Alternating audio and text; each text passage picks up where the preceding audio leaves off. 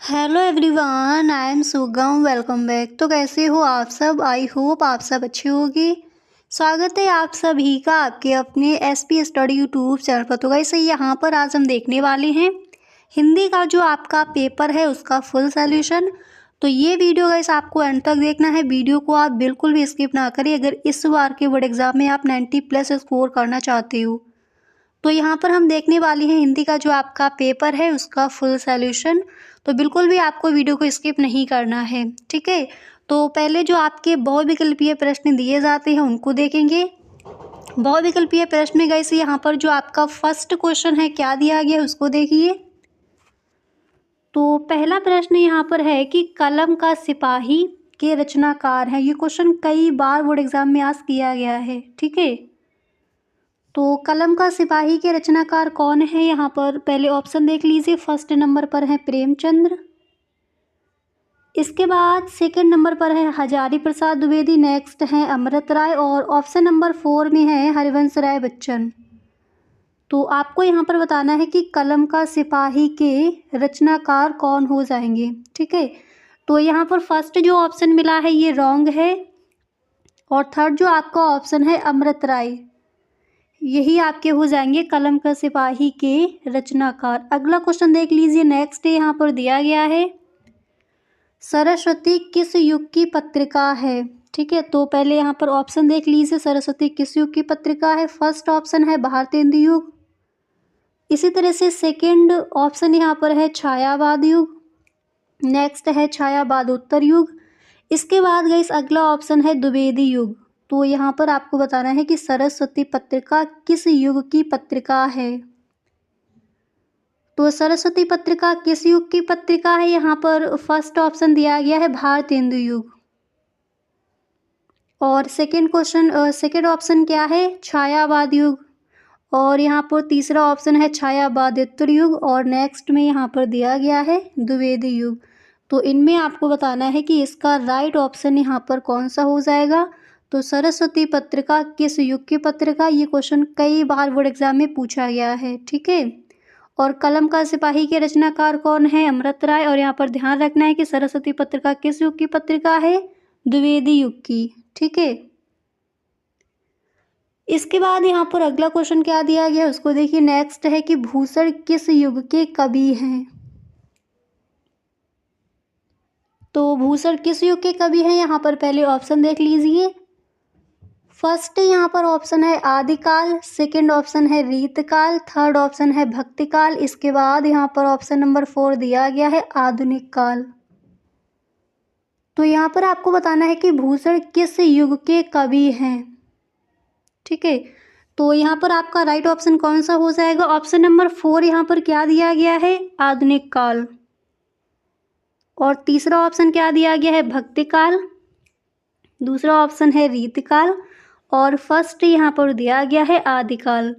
तो रीतकाल जो ऑप्शन दिया गया है सेकंड नंबर पर, यही आपका राइट ऑप्शन हो जाएगा। भूषण किस युग के कवि हैं? रीतकाल के, ठीक है। आपको ध्यान रखना है कि भूषण रीतकाल के कवि हैं। अगला क्वेश्चन क्या है उसको देख लीजिए। नेक्स्ट यहाँ पर क्वेश्चन दिया गया है कि इनमें से महाकाव्य है कौन सा? महाकाव्य है साकेत या फिर भारत भारती, झंकार और नेक्स्ट ऑप्शन है इनमें से कोई नहीं। तो इनमें से आपको बताना है कि महाकाव्य कौन सा है।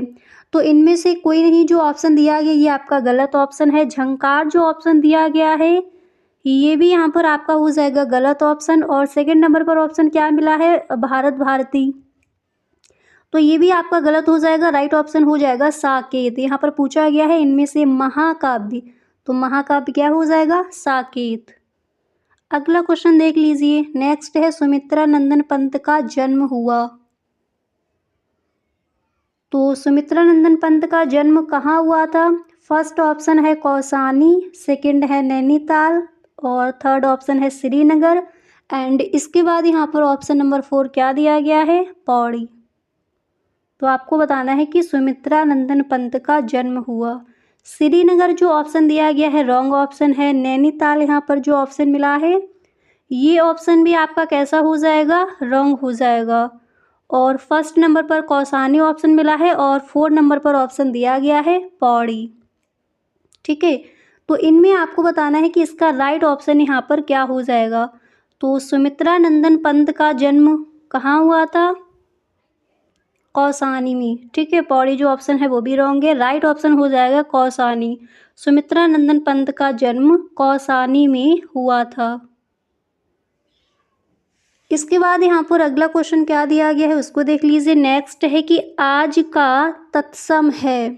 ठीक है, तत्सम पूछा गया है। तो पहले यहाँ पर ऑप्शन देखते हैं, इसके बाद यहाँ पर देखेंगे इसका राइट ऑप्शन कौन सा होगा। ठीक है, तो आज का तत्सम है, फर्स्ट ऑप्शन है अद, सेकंड ऑप्शन है अज और थर्ड ऑप्शन है आद और नेक्स्ट ऑप्शन है अग्र। ठीक है, तो इसमें आपको बताना है कि आज का तत्सम है।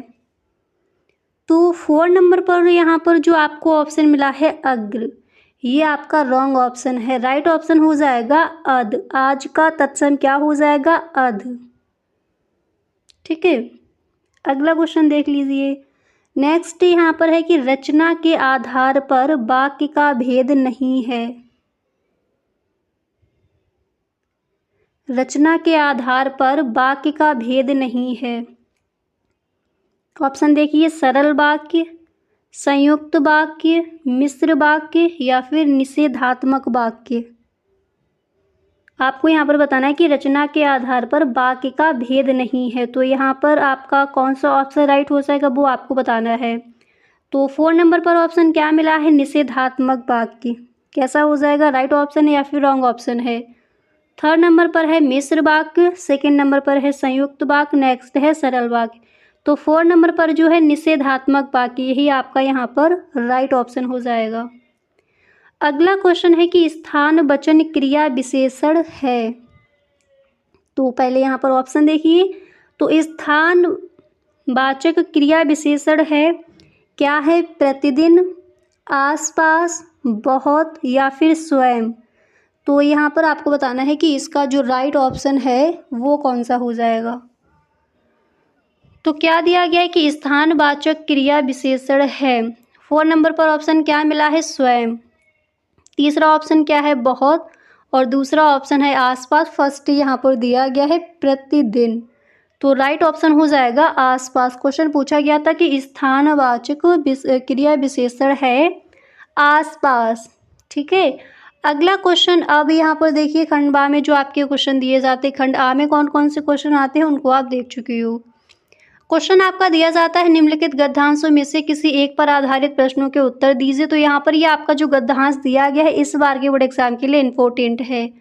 ठीक है, और इससे रिलेटेड आपके क्वेश्चन दिए जाते हैं। तो पहले इस गद्यांश को पढ़ लीजिए। गद्यांश आपका किस चैप्टर से लिया गया है वो पहले आपको यहाँ पर जानना है। ठीक है, यह कोई बात नहीं है कि एक स्वभाव और रुचि के लोगों में ही मित्रता हो। समाज में विभिन्नता देखकर लोग एक दूसरे की ओर आकर्षित होते हैं। जो गुण हम में नहीं है, हम चाहते हैं कि कोई ऐसा मित्र मिले जिसमें बेगुण हो।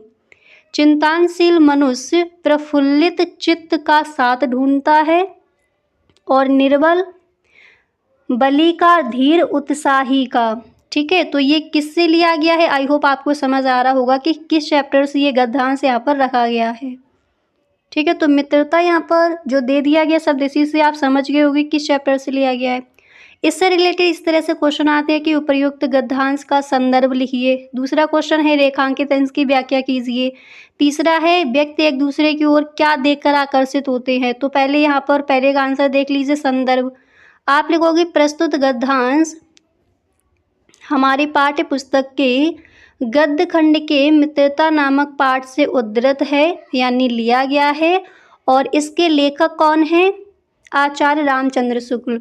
तो जब आपने इस गद्यांश को पढ़ा और यहाँ पर आपको सब दिख गया मित्रता, अगर आपने उस चैप्टर को अच्छे से पढ़ा है तो अच्छे से आप यहाँ पर इसका आंसर कर सकते थे।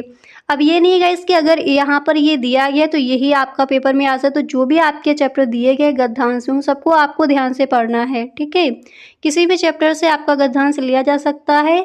तो यहाँ पर ये जो आपका दिया गया था, तो पहला प्रश्न क्या था कि उपर्युक्त गद्यांश का संदर्भ लिखिए। जब आप संदर्भ पहले हेडिंग डालोगे वो आपको ब्लैक पेन से डालनी है, और यहाँ पर प्रस्तुत गद्यांश हमारी पाठ्य पुस्तक के गद्य खंड, ये भी आपको ब्लैक पेन से लिखना है। कि मित्रता नामक पाठ से, तो मित्रता भी आपको ब्लैक पेन से लिखना है।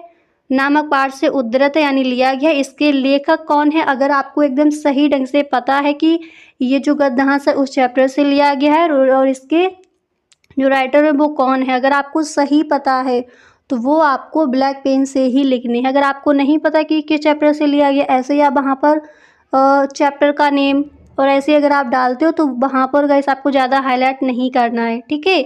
सही ढंग से पता है कि चैप्टर से लिया गया है, इसके लेखक कौन है, तो फिर आपको एकदम अच्छे से संदर्भ वहाँ पर लिखना है, ठीक है।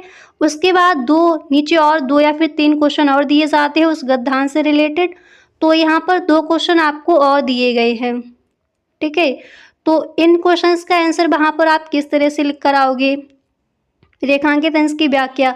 अब गाइस ये आपको वहाँ पर मिस्टेक नहीं करना, रेखांकित अंश की व्याख्या पूछी जाती है तो जितने में आपकी लाइन खींची है उसी की आपको वहाँ पर व्याख्या करनी है, ठीक है। बिल्कुल स्टार्टिंग से या फिर जहाँ पर लाइन नहीं है वहाँ से अगर आप व्याख्या करते हो तो फिर उसी तरह से आपको मार्क्स भी मिलेंगे। तो जो पूछा गया है क्वेश्चन में वही आपको वहाँ पर लिखना है, ठीक है। अब रेखांकित अंश की व्याख्या। तो रेखांकित अंश कितना है कि समाज में विभिन्नता देखकर लोग एक दूसरे की ओर आकर्षित होते हैं, ठीक है।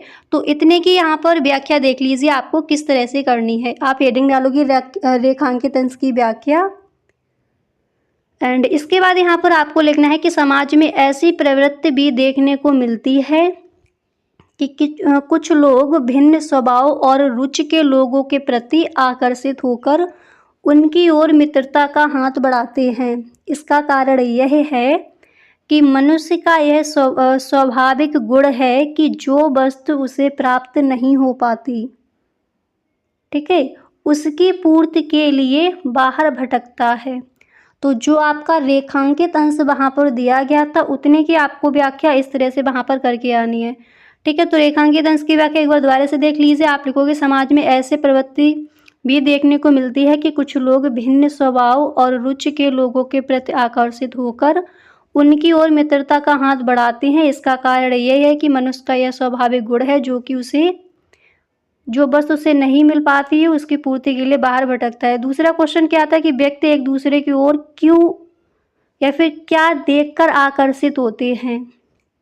पहला जो क्वेश्चन था संदर्भ देख लिया, रेखांकित अंश की व्याख्या देख ली। तीसरा प्रश्न व्यक्ति एक दूसरे की ओर क्या देखकर आकर्षित होते हैं, ठीक है। तो जैसे 3 या फिर 4 आपको इससे रिलेटेड क्वेश्चन दिए जाते, 2 क्वेश्चन दिए जाते। पहला क्वेश्चन तो यही हो जाता है कि संदर्भ लिखिए।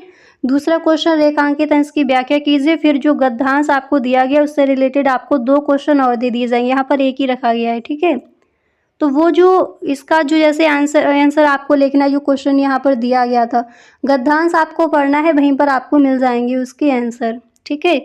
तो यहाँ पर आप लिखोगे कि व्यक्ति एक दूसरे की ओर उसकी विविधता देखकर आकर्षित होते हैं। क्वेश्चन पूछा गया था क्या देखकर आकर्षित होते हैं, तो आप आंसर में यहाँ पर लिखोगे। गद्यांश आप पढ़ोगे तो वहीं पर इनके आंसर आपको मिल जाएंगे, ठीक है। तो इसमें यही पूछा गया था, तो इसमें आंसर में आप लिखोगे कि एक व्यक्ति एक दूसरे की ओर उसकी विविधता यानी भिन्नता को देखकर आकर्षित होती है। रेखांकित अंश की व्याख्या किस तरह से करनी है, संदर्भ किस तरह से लिखना है, उन सबको आपने देख लिया। इसी तरह से अगला क्वेश्चन आता है निम्नलिखित गद्यांशों में से किसी एक पर आधारित प्रश्नों के उत्तर दीजिए, ठीक है। तो जैसे गद्य में आपको दिया गया है तो 2 गद्यांश वहाँ पर आपको दिए जाएंगे। अब इसी तरह से पद्य में ऐसे कौन कौन से आपके चैप्टर हैं जो इम्पोर्टेंट हैं। सूरदास के जो पद हैं वो आपको सही ढंग से इनके जो पद दिए गए हैं उनकी जो व्याख्या है आपको सही ढंग से देखनी है, ठीक है। और दूसरा माखनलाल चतुर्वेदी जो इन्होंने लिखा है पुष्प की अभिलाषा, इस चैप्टर को आपको ध्यान से पढ़ना है, ये इस बार के बोर्ड एग्जाम के लिए इम्पोर्टेंट है। इनसे आपका पद्यांश रखा जा सकता है। तो 2 दिए जाएंगे जिनका सही ढंग से वहाँ पर आपको पता हो कि ये इस चैप्टर से लिए गए, इनके रचयिता ये हैं, तो वही आपको वहाँ पर चूज करके लिखना है, ठीक है। इसके बाद अगला क्वेश्चन आता है कि निम्नलिखित संस्कृत गद्यांशों में से किसी एक का ससंदर्भ हिंदी में अनुवाद कीजिए। तो ये जो आपका गद्यांश है यहाँ पर आप देख सकते हो, अस्माकं संस्कृता सदा गतिशीला वर्तते, और यहाँ से लेकर आचार्य दृढ़ता चेति। तो यहाँ तक जो आपका गद्यांश दिया गया है उसकी यहाँ पर व्याख्या करके आपको बताई गई, जो आपका चैप्टर है भारतीय संस्कृति। ठीक है, तो पहले आपको यहाँ पर क्या लिखना है, संदर्भ लिखना है। तो संदर्भ किस तरह से, आप ये जो गद्यांश पूरा यहाँ पर नहीं लिखकर बताया गया, आप बुक में देख लीजिए, उसकी व्याख्या किस तरह से करनी है वो आपको बताया गया है। तो पहले आप संदर्भ लिखोगे, प्रस्तुत गद्यांश हमारे पाठ्य पुस्तक के संस्कृत खंड के, ठीक है, संस्कृत खंड के भारतीय संस्कृति नामक पाठ से उद्धृत है। और जब गद्य में आपका दिया जाए गद्यांश तो वहाँ पर संदर्भ किस तरह से लिखना था कि प्रस्तुत गद्यांश हमारी पाठ्य पुस्तक के गद्य खंड के, और अगर पद्यांश दिया गया है पद्य से तो पद्य खंड के, और यहाँ पर संस्कृत खंड से दिया गया है तो पाठ्य पुस्तक के संस्कृत खंड के भारतीय संस्कृत नामक पाठ से उद्धृत है। हिंदी में अनुवाद आप किस तरह से करोगी, आप करोगे कि हमारी संस्कृत सदा गतिशील है, अस्माकं संस्कृत सदा गतिशीला वर्तते, हमारी संस्कृति सदा गतिशील है। इसके बाद मानव जीवन को शुद्ध करने के लिए यह समय समय पर नई नई विचारधारा को स्वीकार करती है।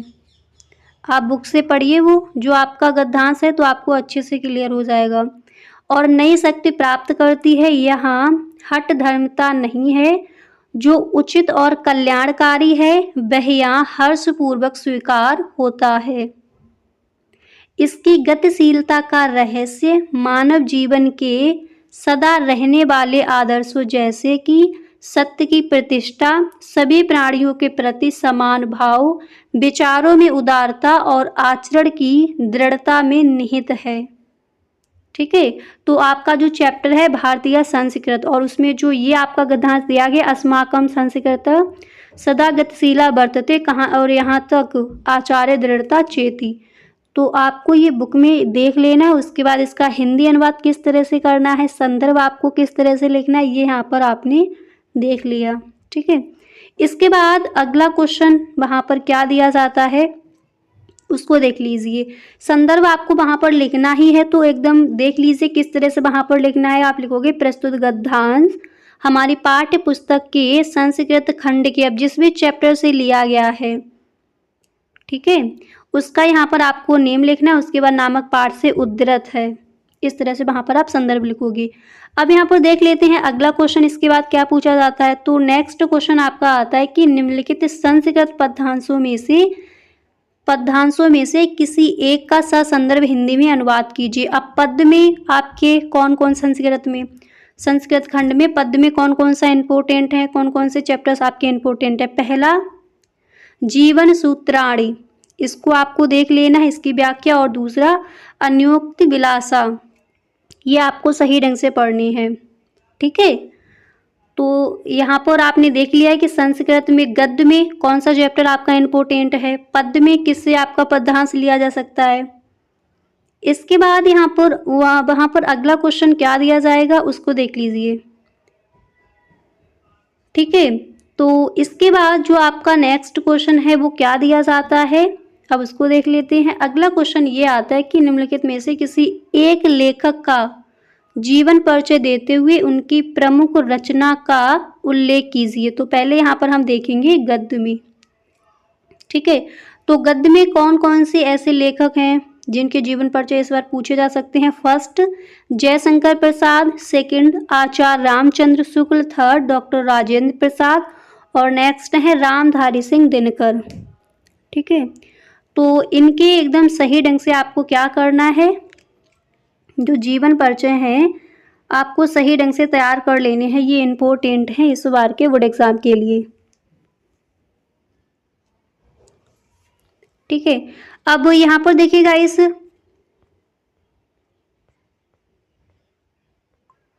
अब यहाँ पर देखिए जो आचार्य रामचंद्र शुक्ल हैं इनका जीवन परिचय लिखकर आपको बताया यहाँ पर दे दिया जा रहा है कि किस तरह से वहाँ पर आपको इनका जीवन परिचय लिखना है।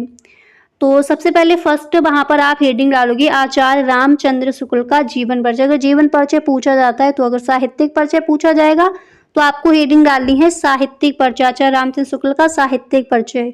और फिर साहित्य में इन्होंने क्या क्या किया है वो वहाँ पर आपको लिखना है। पहले आपको एक छोटा सा ब्रैकेट बनाना है, उसमें लिख देना है जन्म कब हुआ, इनका जैसे लेखक का नाम क्या है, माता पिता का क्या नाम है, कहाँ जन्म स्थान क्या है, मृत्यु कब हुई, ये सब आपको एक ब्रैकेट में लिख देना अगर साहित्यिक परिचय पूछा जाए। उसके बाद डायरेक्ट साहित्य में इन्होंने क्या किया है, जो साहित्यिक परिचय दिया जाता है वो आपको लिखना है। ठीक है, तो आचार्य रामचंद्र शुक्ल का जीवन परिचय किस तरह से आप लिखोगे वो हम देखेंगे नेक्स्ट वीडियो में। तो गाइस अगर आपको सच में वीडियो अच्छा लगा है तो आप हमें कमेंट बॉक्स में ज़रूर बताएं। Okay, thank you so much.